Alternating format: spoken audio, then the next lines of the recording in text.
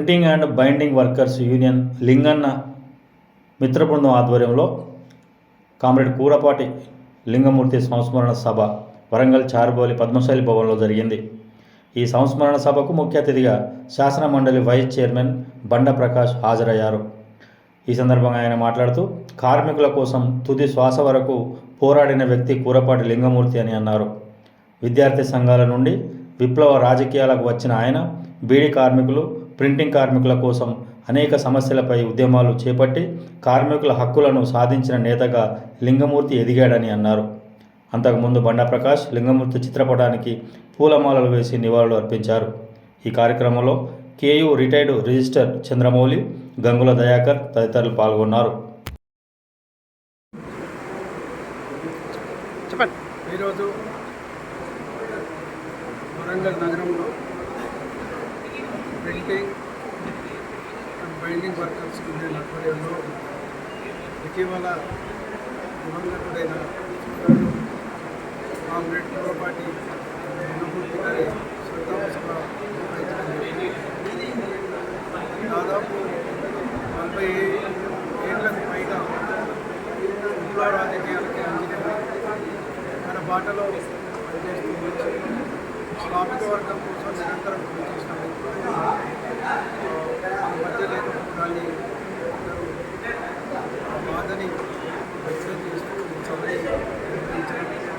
ఈ సభలో printing press workers యూనియన్తో పాటు కార్మిక సంఘాల ప్రతినిధులు, ఆశుపత్ర ప్రాంతానికి సంబంధించిన డాక్టర్లు, మిత్రులు, మరి ఉద్యోగ సంఘాల నాయకులు, అడ్వకేట్స్, మరి అధ్యాపక మిత్రులు కూడా అందరూ పాల్గొనడం జరిగింది.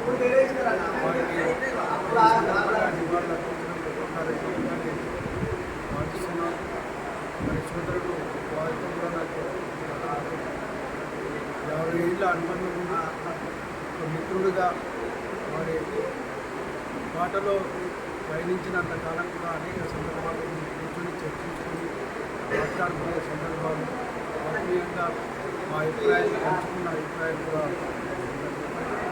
ఒక అటువంటి బాధాకరంగా సందర్భంగా నేను భావిస్తూ వారి కుటుంబానికి నా ప్రజల సందర్భంగా ఈరోజు కామ్రేడ్ కూరపాటి లింగన్న గారి సంతాప సభ పద్మశాలి భవన్లో జరిగింది.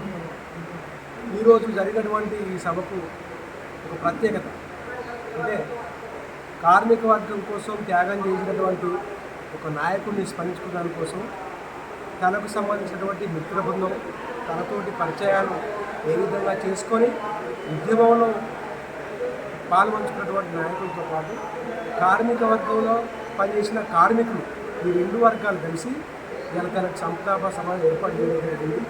కాబట్టి లింగన్న అంటే కాశీ ముక్కలనే కాదు, దాదాపుగా మన రాష్ట్రంలో కానీ ఆంధ్ర రాష్ట్రంలో కానీ ఒక గొప్ప నాయకుడు.